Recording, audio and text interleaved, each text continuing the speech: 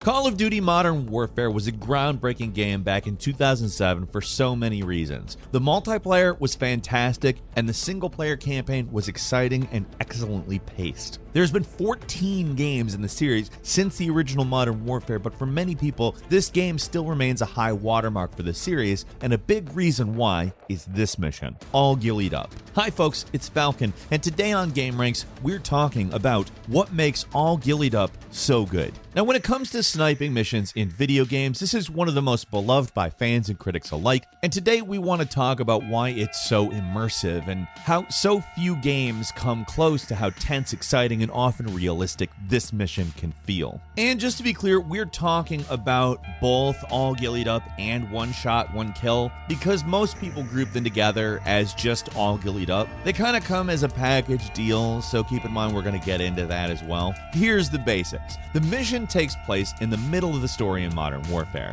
After dealing with President al-Assad in his safe house, he reveals to Captain Price, the mutton chop man himself, that he got the bomb used in the surprise nuclear attack earlier in the story from a dude named Imran Zakir. So Price decides to tell everyone a little story, and we flash back 15 years to when this mission starts. There was an arms deal going down in the Chernobyl exclusion zone, and the British government issued a kill order on the arms dealer selling nuclear material to the bad guys. The game implies that the Chernobyl accident made it easier for bad guys to get stuff to make bombs with, but in reality, that's probably pretty unlikely. Here's a pretty interesting fact. It was only reactor 4 that melted down at the Chernobyl nuclear power plant. The other 3 reactors were still functional and in fact continued to operate all the way to the year 2000. Of course, you could probably imply there were some underhanded deals going on, but there's not really any evidence for that. Just making the understanding this is fictional stuff. It's historical fiction, but it's fiction. All aside, that's the premise. You're in a 2-man team infiltrating an illegal arms deal to assassinate the guy selling dangerous nuclear materials, who just so happens to be the same guy who gave al-Assad his bomb. So right from the start, there's tension there because we know that this mission ends up being a failure and Zakir lives. There's 2 things in my mind that make this mission both really entertaining and tense, and actually more realistic. It's how you start with the infiltration, go all the way up to the climactic sniper sequence, and then finish with the exfiltration.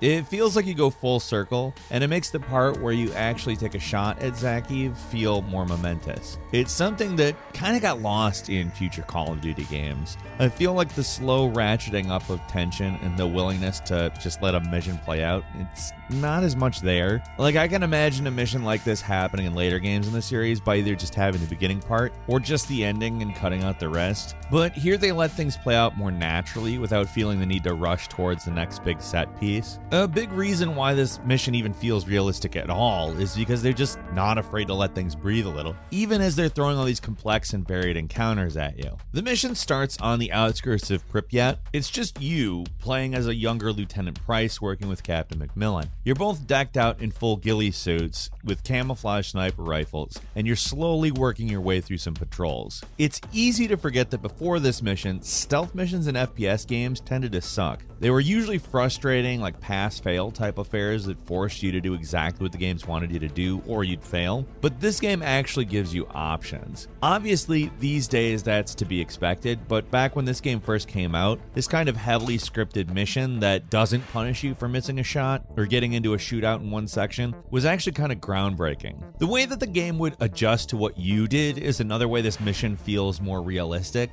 Like, it's such a simple thing, but it adds a lot to the immersion. Early in the mission, you can take out a snipeful in the church tower. For most people, this means you're gonna look at this big center steeple, but the guy's not actually there. And if you look at it, Macmillan actually corrects you, saying you're looking at the wrong tower, it's to your right. There's stuff like this all over the mission, and it's really great. Apparently, the guy who actually designed the level, Mohammed Alavi, actually worked on this level in secret partially because of all the complex scripting that went into it. The game normally has pretty rudimentary AI discovery, so he basically had to create a stealth system whole cloth for this one level, on top of other things going on. So continuing on, you're given the option of avoiding a passing helicopter or shooting it down with a missile launcher in the church tower, and the game never says you can shoot it down. It's possible, and the game does not punish you for trying to do it. What follows next is an incredibly tense section where you have to hide in the grass to avoid detection by an enemy patrol. There's way too many of them to deal with on your own, so the only option is to lay down and not move at all. Obviously, the mechanics here aren't exactly true to life. Even in a Guile suit, you would be spotted, but nonetheless, it's an awesome and really tense moment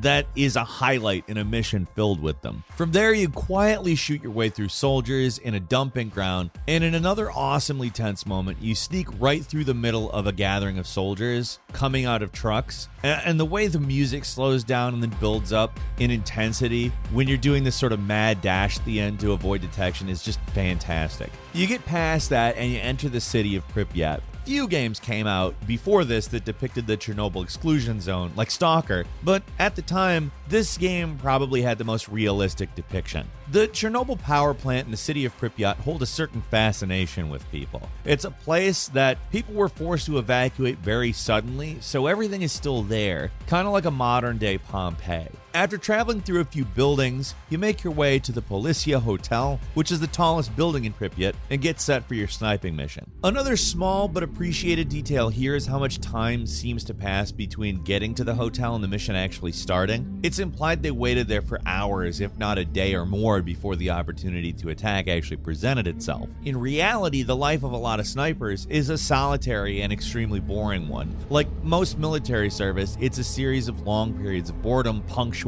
by moments of sheer terror. And the best attributes a sniper can have are endurance and a whole hell of a lot of patience, especially in any era before podcasting existed. That probably passes the time a little easier nowadays. Another thing that immediately makes the mission more realistic than 95% of video games out there, you've actually got a spotter. Of course, this being a video game, he's not giving you range reports or any specific numbers here. You're still basically shooting on intuition rather than hard math like an actual sniper would, but that's just to try to keep things more fun. What's more important is that it feels realistic. That's basically what games are about. Not necessarily being the same thing as going out and killing someone from the top of a building, but, having a target, hitting it, etc. And there's multiple things you have to account for here. Positioning, bullet drop, and wind speed, as illustrated by this waving flag that indicates the direction and intensity of the wind. And the whole time you're doing this, you're on a time limit. It's your only shot at this, and if the deal finishes, then Zakhaev will just get in a car and drive away.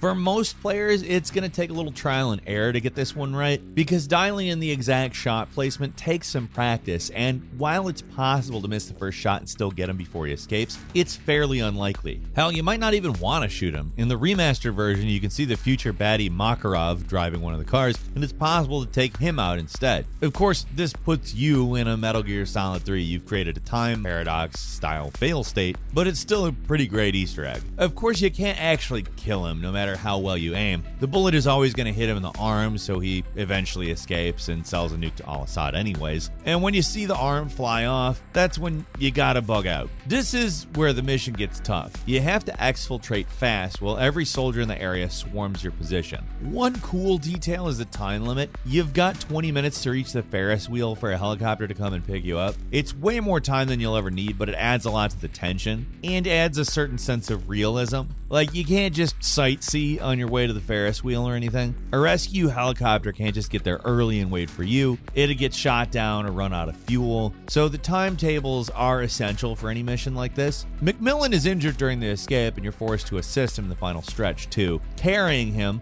but it's possible to put him down where he'll automatically fire at anyone he sees, which forces you to think tactically about where you want to carry him and when you want to put him down. All of this is happening with this big countdown slowly ticking. The final standoff at the Ferris wheel is pretty intense too, and adds another layer to the mission's realism. Traps are a pretty essential essential part of a sniper's kit because they're often outnumbered and outgunned, so they use anything to even the odds even a little. Of course, the usual expectation is to use traps in order to stall or slow down the enemy, not to fight them off like this, but given the circumstances of this mission where you're hauling around an injured man, that's fairly understandable. And this part is not easy. Enemies will swarm you very quickly, and it's up to you to decide where to best place your mines in C4. Now, we've played this mission multiple times, and there's always this huge sigh of relief when the exfil chopper finally arrives to pick you up. And that's the end of the mission. The game keeps going for a little while, but never quite hits the highs of All Gillied Up. It's a mission we think perfectly captures what they were trying to do with this game: give players the feel of modern combat. In comparison to other games like Arma or other military simulators, it's kind of a popcorn action movie, but the way the game combines real-world elements and fun with accessible gameplay does a great job at making this mission, in particular, both very fun and surprisingly realistic in a lot of ways. That's why we're calling All Gillied Up the most realistic sniper mission ever. They take plenty of liberties with how things would actually work for the sake of fun, but they leave it enough to make you believe in the things that you're doing, if that makes any sense at all. The way McMillan comments on what you're doing, the way you can sometimes play the mission your way, and the way the entire actual sniping mission actually plays out makes everything feel pretty realistic. And the fact that they do try to incorporate some of the things real-world snipers actually do adds to that. It's just an all-around brilliantly designed level, and an awesome one to go back in, even now, like nearly 15 years after the original came out. But what do you think? Leave us a comment, let us know. If you like this video, click like. If you're not subscribed, now's a great time to do so. We upload brand new videos every day of the week. Best way to see them first is, of course, a subscription, so click subscribe. Don't forget to enable all notifications, and as always, thank you very much for watching this video. I'm Falcon. You can follow me on Twitter @FalconTheHero. We'll see you next time right here on gameranx.